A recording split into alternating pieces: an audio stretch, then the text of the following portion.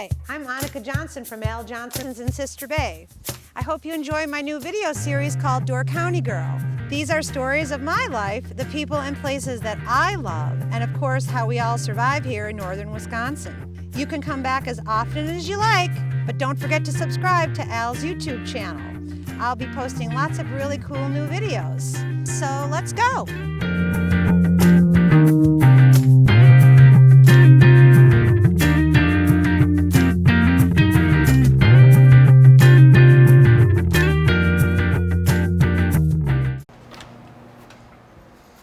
Hi everyone, welcome to another episode of Door County Girl.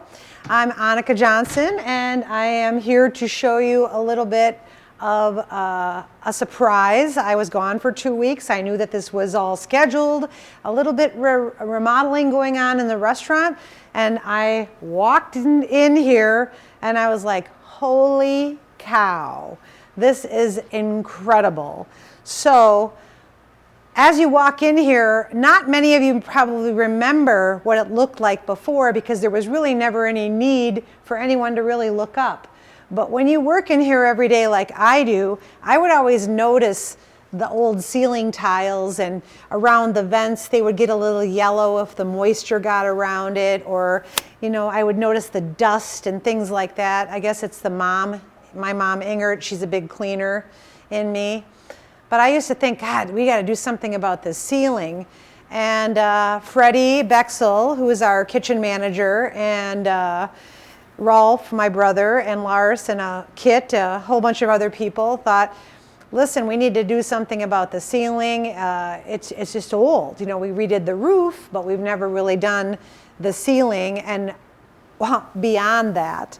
And I know that a couple of our episodes, Rolf talked about it on Facebook, I believe, and we put it on our Al Johnson page. So he'll get into a little bit more detail because, of course, I wasn't here. I don't know everything there is to know about it. I'm going to answer 2 questions right off the bat. So I guess a lot of the customers want to know, where did we get this style of board up on the ceiling?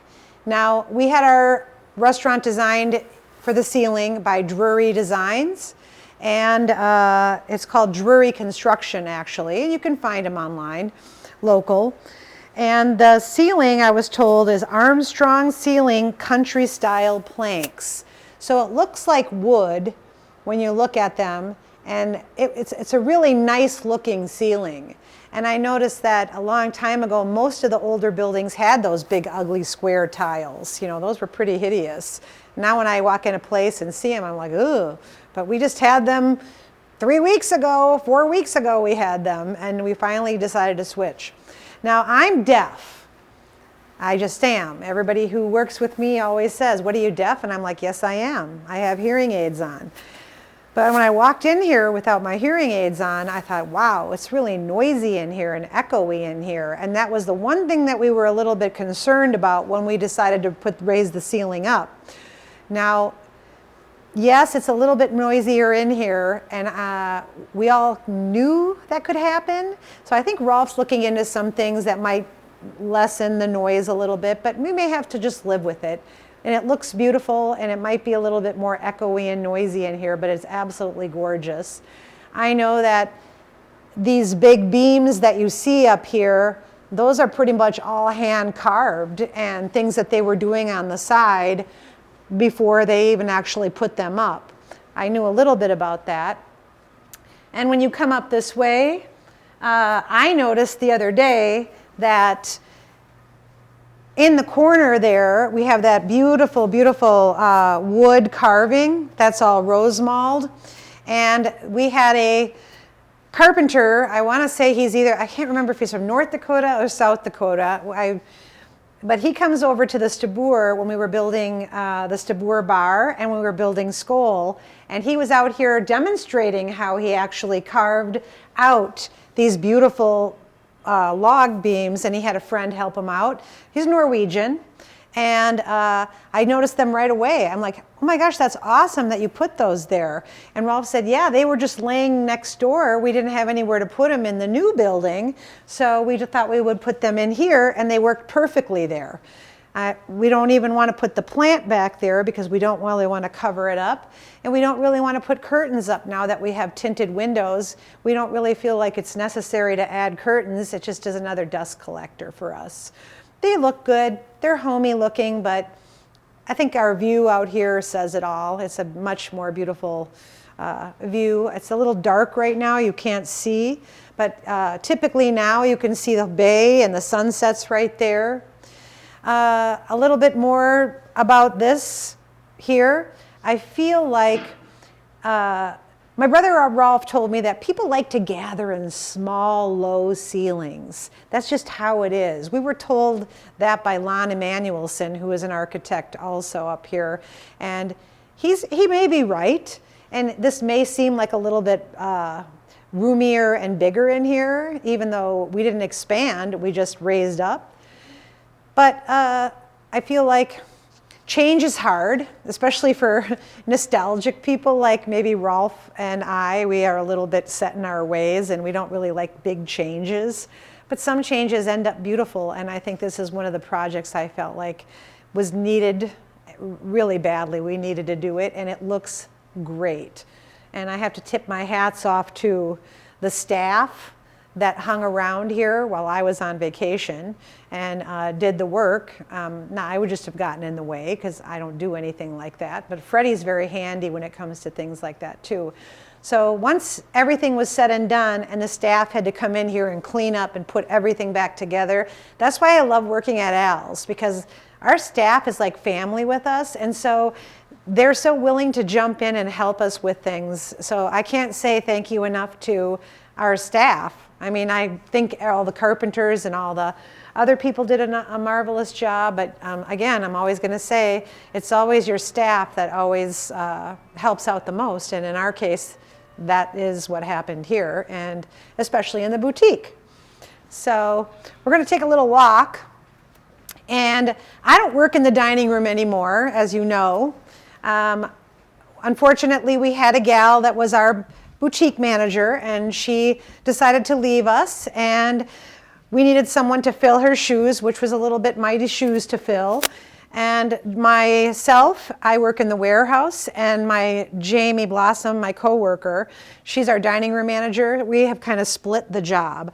She's front of the house, I'm back of the house. We decided that if we're going to tear things up, we also did the lobby, I meant to say. We did the ceiling here as well. I don't know if you can see it, but a long time ago, these little beams that came across here, see those little wood chunks that are there, that are below the beam? That was open, and all you saw was like a styrofoam or, you know, insulation sticking out. So we had those all cut out and put there as well.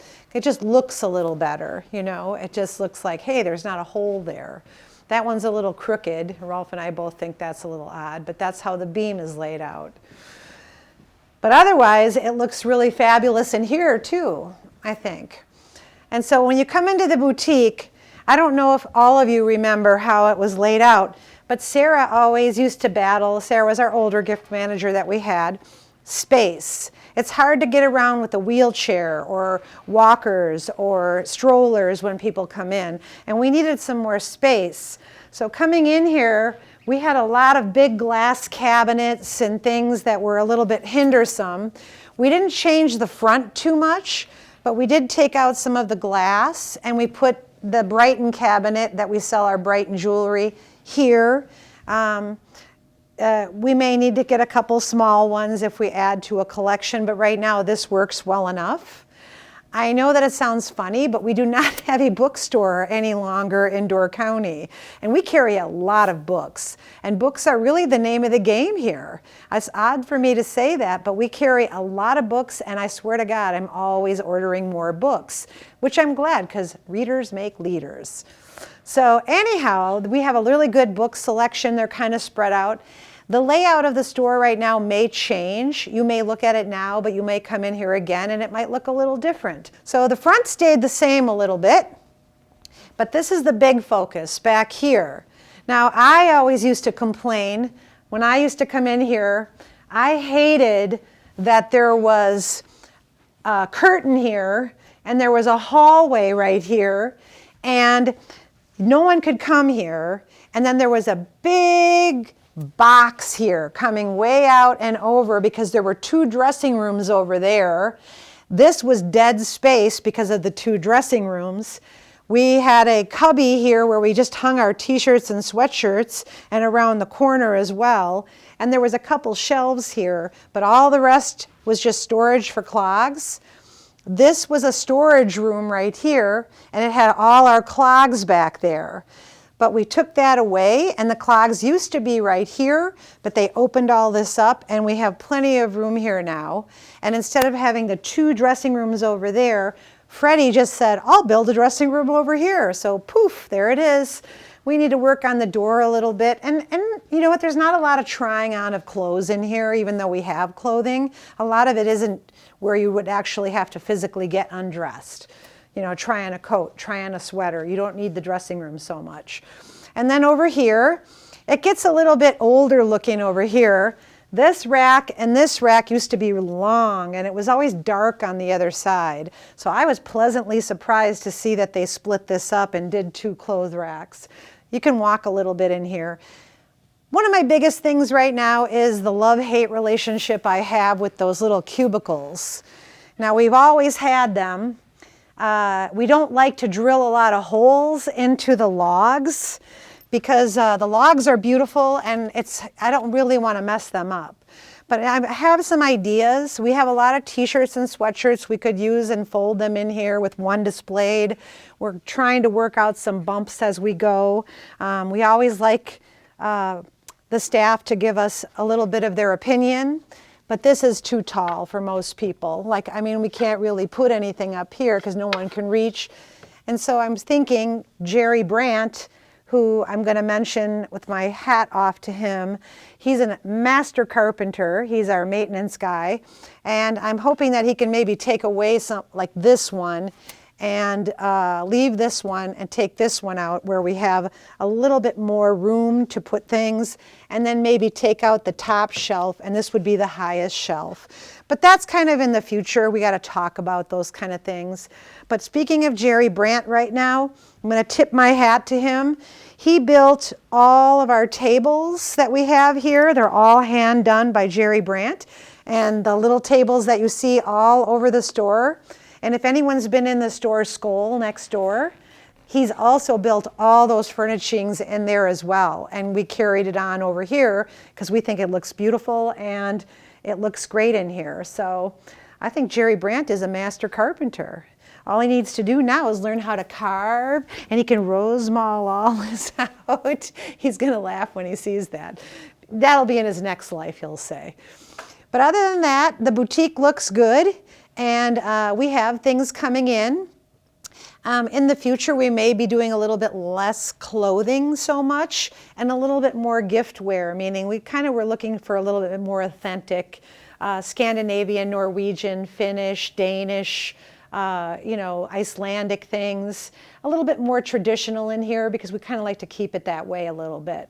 So sometimes I think clothing is not the name of the game always. You can get clothing anywhere unless it's something very specific. I just think that we need to steer away from the basic clothing items and get a little bit something more like our Icelandic design sweaters, or maybe the Dale of Norway sweaters. I mean, those are collector pieces. If you buy one, you're going to have it forever. You're probably going to pass it on to your granddaughter or your grandkids. I mean, my dad's sweater that he wore all the time, my brother enjoys that now. He wears it. I mean, that's just something you will always have. I know people say, well, they're so expensive.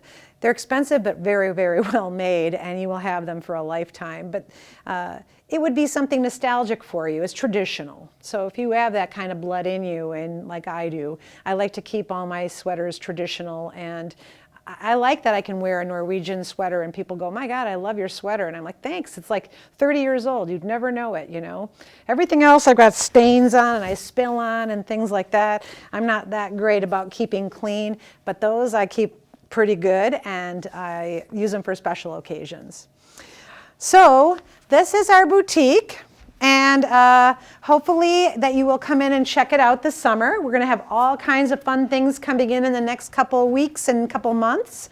Our busy season doesn't start until usually May, into end of April, May. But weekends have been really busy all of a sudden. I was really busy today for some strange reason. It's President's Weekend.